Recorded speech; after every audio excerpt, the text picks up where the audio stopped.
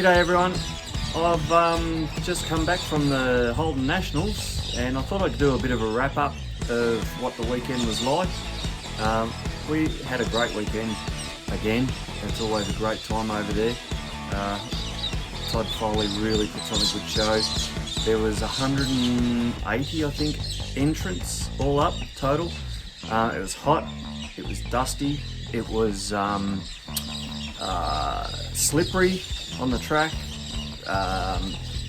Yeah, but there was plenty of action all day for both days. So it was 2 days of racing.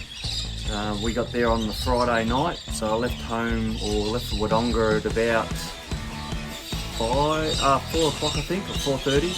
Got there at about 7:30, 8 o'clock, just in time to set up our camp. So we swagged it for the weekend. Had our little group of guys and all families that were together with our tents. Some had tents, most had swag, but it was mainly just those big shade tents, and everyone swagged underneath and put the cars underneath as well. Fantastic, like everyone looked after each other in the way of if you didn't have something they'd lend it to you or whatever. If the kettle was boiled, just use the kettle, bit of milk, whatever.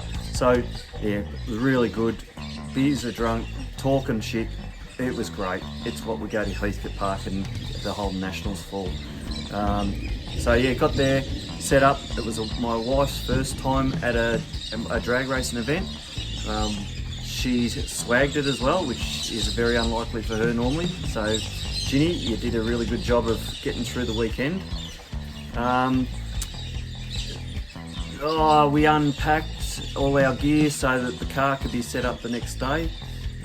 So we just basically unloaded the swags, set up the stretchers, we already had tea, so we got there a little bit late, which was good. They were still racing when we got there, so they had a test and tune on the Friday. So the guys were still racing, or a fair few of them were still racing, right up till, I'd say, just after 8. It was nearly dark. And then, racing stopped. That's when all the fun begins, when everyone starts getting around the pits and chatting to people and catching up with people you haven't seen for a long time. I caught up with Blake Evans, who come over from South Australia. He's just done a big change to his car, or a few modifications to his car to hopefully get it going faster and handling better. So it was great to catch up with him. Kai McPhee, who's another top guy in the paddock that is always looking out for people and loves his race and loves being around everyone. But yeah, it was just people were coming and going all the time. There's just so many people you get to know over the years by going to the Nationals. I've been to, I think, every one of them, and it just gets bigger and better every year. I started out, I think it was around about the May time frame, and it was cold, and we're all around fire tins. There's about 30 guys standing around drinking beers, shivering and talking shit about cars, and it was just one of the best weekends that I've had, which got me into the racing and going to events. Absolutely loved it. And it all came down to one man, and that's Todd Foley. He's just I don't know it's just something about him. Everyone likes to be around anything he's got anything to do with. They come far and wide. We had people from, I think, a guy come down from Townsville or somewhere close to there. A beautiful VL, beautiful 5 litre VL Calais. Shit, it was nice. And went hard, went really well down the track. And then people from South Australia as well, and obviously Victoria, New South Wales. We got there, as I said, it was a late one. I think it was about 1:45 in the morning. Got to bed. Obviously there's lots going on around and you're thinking about heaps, so I didn't get a lot of sleep. We got up early, about 7 o'clock. Got out of bed to just start organising to get breakfast. Then we went outside.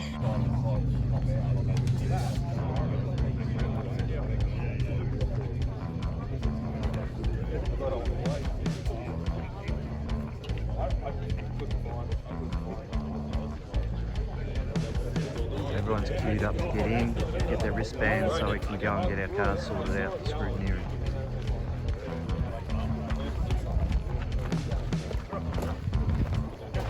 because part of the arrangements they do is to get people in without having people that aren't paying trying to sneak in. They just kick everyone out and then start all over again. So we all went in as entrants, so it was just a matter of ticking our names off. The ones that hadn't entered or hadn't had to pay as a spectator, they had to pay through the gate. I have a big shout out to my nephew, Luke Guy. Well done, mate. You know, you're in Brisbane. You've got obviously got a really good business going up there. You're doing really well for yourself, and then you go and sponsor an event that you can't get to by sponsoring the Holden Nationals. That's just, you know, great effort, and fantastic to see you supporting something. You know, I love that you have as well with all the cars. So yeah, by having the sponsorship, yeah, we had some tickets on the gate waiting, so Ginny could get in, and got a little bit of special treatment just through you getting your sponsorship, which, you know, so that shout out to you, thanks mate. And so yeah, we got back in, had the scrutineer, which is fairly straightforward. Fill all the forms out, go through scrutineer and check that the car's safe, and then we start setting up. So it was a matter of wheels off, swap over to the street race tyres, or the race radials, and change the air cleaner on the car, and really that's it. Connect the harness up properly. Car was ready to go.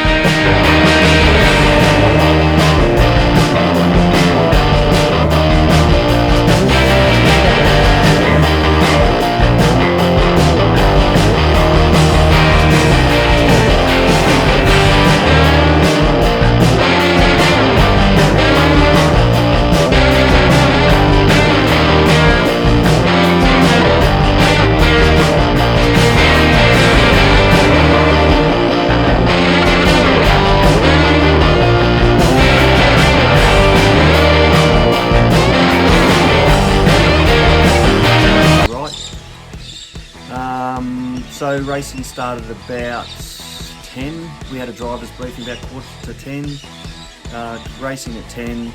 We were the last group out, so I raced in what they classed as the street brawler class, which was for basically street registered cars, or we were planning to have a street drive as part of the racing of the part of the event. Went through one qualifier and the day heated up. It was getting hot. Track was getting real sketchy. Guys were slipping all over the place, couldn't get off the line. The preparation that they put on would nearly just roll straight off it because of the heat and the other tyres trying to get grip on it.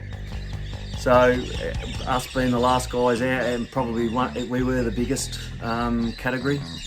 So yeah, by the time we got to have a run, most of the prep was gone off the track. So I only did that. We were supposed to have 4 qualifiers, or 3 qualifiers and a street drive. Street drive got cancelled due to a police presence, which we're not sure how they or why they, what their motivation was, but they didn't really want to see our cars, even good or bad or otherwise, go out in the street. So they deterred everyone from going for a street drive. So that was the end of that. So we ended up having that 4th qualifier instead. That's in my category. The other categories, they all got the 4 qualifiers in, so that's the Saturday done. I only ran the 2 qualifiers. I couldn't get traction. There was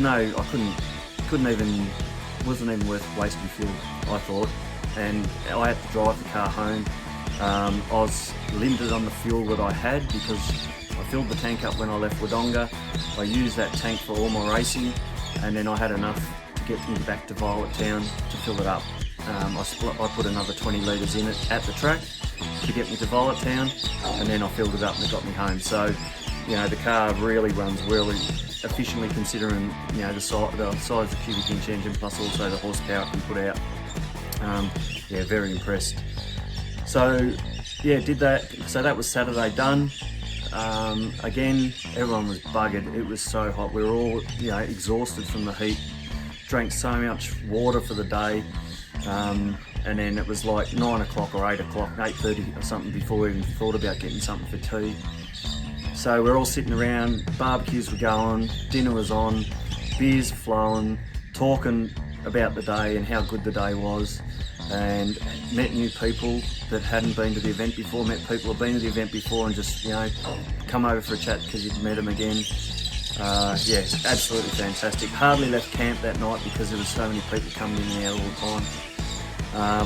So that was another late one. Sat up and had a really good conversation with Clint Noble and Ross Harris. Found out there was, you know, and that's part of why we do this. Found out there's more to Ross Harris than just cars. Champion ski racer, and then I had a little bit of a ski race background from back when I was a kid. And we were talking about people that we both knew from that are still in ski racing today. So it was, you know, unreal. That's the sort of thing I love. So that was a late one, late-ish one, around about the 12:30 mark again, and then up again for Sunday. And it was going to be hotter on Sunday, as they said.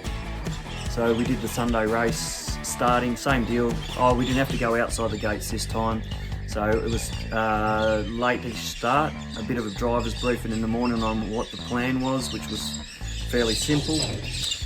And we got a bit more of the story about what happened about the going for the cruise. Then we got into the racing, and it was the same format as before, but they actually put some prep down in the morning. They prepped the first half the track, which was great, and then the time started coming down. So first lot out were all the faster guys, so they made the most of the good prep, and yeah, it was good to see like Adam Rogash, Luke Foley, can't remember the guy's name who had the big HG NA Monaro. That was an awesome car, absolutely awesome car. He finished up winning the event in the big cars and the race off for the fastest car, which was, you know, unbelievable to see an NA car take out the turbo guys. So sorry, Luke, as much as I love your car, mate. Yeah, I'm always going to be an NA man. I'm sorry. So yeah, but yeah, Luke Foley he was ripping the track up. On the Saturday, his car was in the 7s. I think every pass he did was in the 7. No one else could get close to a 7 until very late in the day. Adam Rogash ran a 7.99. The HG was on 8.02, 8.04 all day, both days. He was within a hundredth of a second each time. Unbelievable. Such a well set up car. And into the other categories, I can't remember how they all worked. There was NA Holden, boosted Holden, then I can't remember. There's boosted LS's, and look, it's hard. 6 cylinders. Look, I can't remember, but from what I can gather, I mean, and I'm not sure how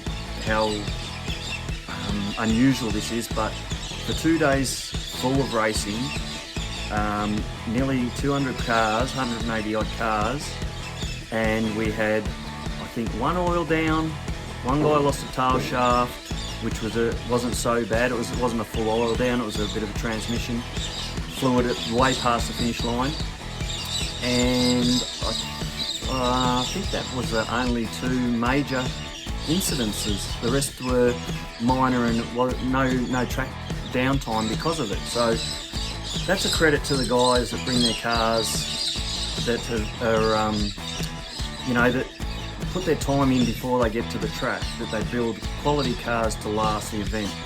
and don't just slap things together and hope for the best. And it makes a better event for everyone, because if you have oil down after oil down after oil down, it just does nothing but pisses you off. You just, sitting around waiting. And when you're in the heat, and the last thing you want to be is the next person up to the start line, when you're sitting in the heat and next thing is an oil down and you've got another 15 to 20 minute wait, or maybe longer, depending. It's a credit to the guys that come. Well done, Holden guys, Holden guys, quality. So that was Sunday. So we started the racing. We had the one qualifier. I got to run my first qualifying run with Blake Evans from South Australia with his VL. He was in street brawler class.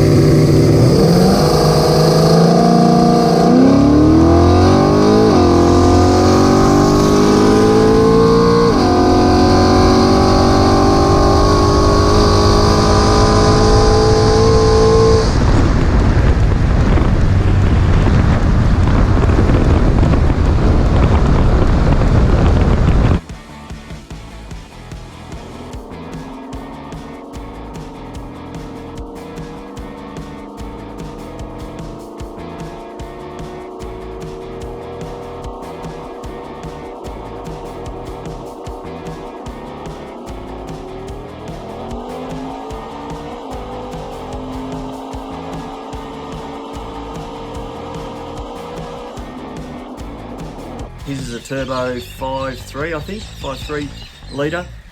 No, 5.7. Anyway, he hit like really good car, and what a great guy. He's just one of those other people in the paddock you just love to have a chat to. Always very, open, happy to chat. Anyway, so I ended up lining up with him, which I was wrapped with, and we had a great run. Not that I was ever going to get close to him, but I think I might have got you off the line, Blakey. I'm not sure, but that was my best pass for the day. I ran 11.09 with pipes on, street trim, all bar tyres, and I think 124 or something mile an hour. Ran a 157, I think, 60 foot, which I couldn't ask for more on a hot day. So that was the first time, and then from then on I couldn't. The track prep went off, and I think I ran 11.47 in the last run, and then I ran against Paul Patterson in his Camaro. And there's another mint car. That's a low 9 second. I think low 9s. No, he was 980s. He was dialed in that, just really fast car, and he had me on toast, and he backed off, and I come past him. So I did the Stephen Bradbury with him. Thanks, Pato, for that one.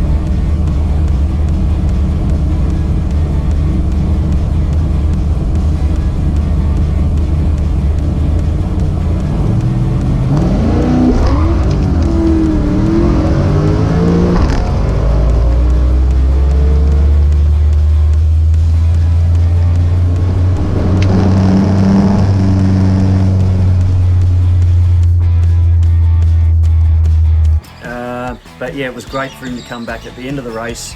We caught up and had a good laugh about it, and yeah, it was no malice. That's racing. We had a bit of fun, and we both got to drive our cars back. So, and then I went into the next round. I got lane choice, took right lane because I'd hooked up in that last time, and I got a guy in a HZ. I'm not sure of him. I think he's a mate of Ross's. Number plate on the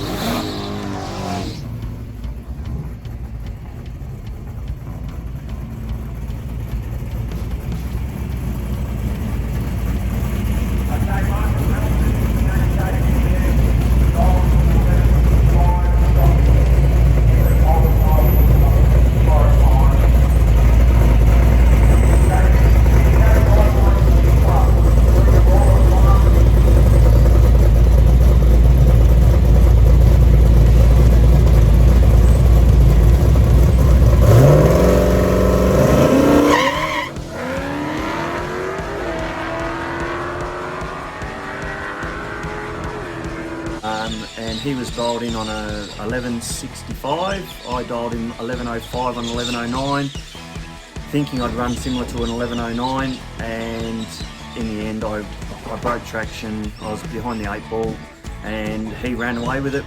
Great dial-in time, great car. You know, that's the racing, ran 1167 and 1165. So, you know, credit to you, mate, done a great job. Look forward to catching you next time for a run. We'll see if we can turn the tables. So that was me out. I won't say back on the trailer, that's back to put the trailer on the car instead of the other way around. So it was starting to pack up, and it was probably getting close to 6 o'clock at that stage, 5, 6 o'clock. So it's, you know, if we had got through right to the end, we would have been home at about 3 or 4 in the morning. So packed up, took a little while, went and watched a little bit of the race, and they were still going strong. Went and said our goodbyes around the pits and jumped the car and headed off. The police were very accommodating on having their setups outside of the track, trying to catch unregistered, unroadworthy or unlicensed and DUI drivers. And you know, I don't know what the motivation is. It's not one way of trying to get people on side, but yeah, so my wife drove my car out of the track. So Ginny, as she has, she's driven the car many times before, went through the breathalyzer. She doesn't drink anyway. I didn't have a drink, but you know, when you're tired from the day, it's nice to get someone else to give you a chop out on the driving sometimes. So she drove out of the track, went down the road until she'd had enough, and then yeah, we swapped over again and cruised at home. Sat on about 3,000 revs all the way, about 95 k's an hour. Temperature behaved itself. Cruised along, talking the whole time, and got home, I think got to Volatown, as I said earlier, filled her up, and then that got me, put 62 litres I think it was, or 64 litres in the car, and that got me all the way home, not a problem at all. And pulled into home about 11, maybe 11:30. I must apologise about, it's time for the galahs to come in and nest. They nest in the gum trees behind me, and yeah, they're quite chatty like. So I'm hoping that they're not going to drown me out too much. Yeah, get home at 11 o'clock, absolutely stuffed, but I couldn't help myself. I had to sit up and have a look at Facebook and see what had happened, and it was really interesting reading. Fantastic, all the positive reviews, and just good to wind down.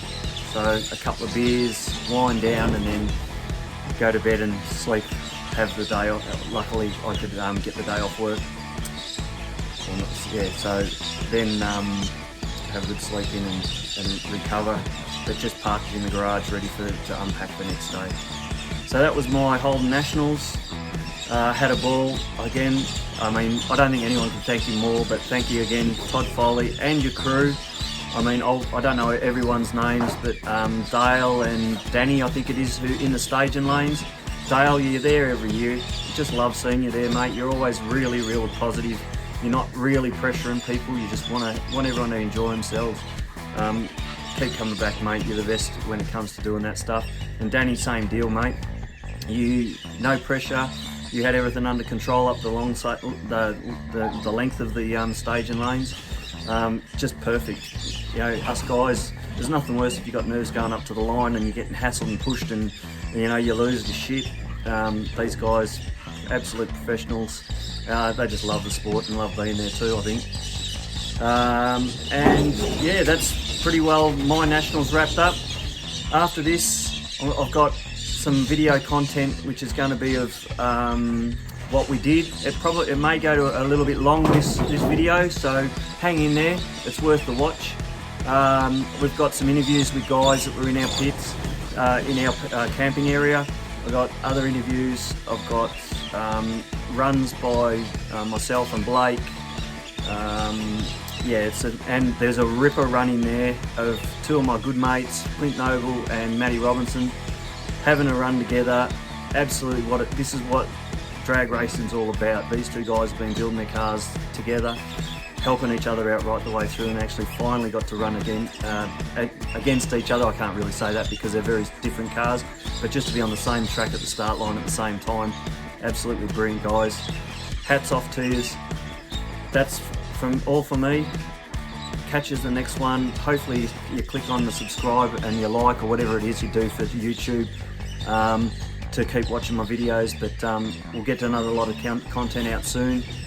And yeah, keep watching. Catch us later.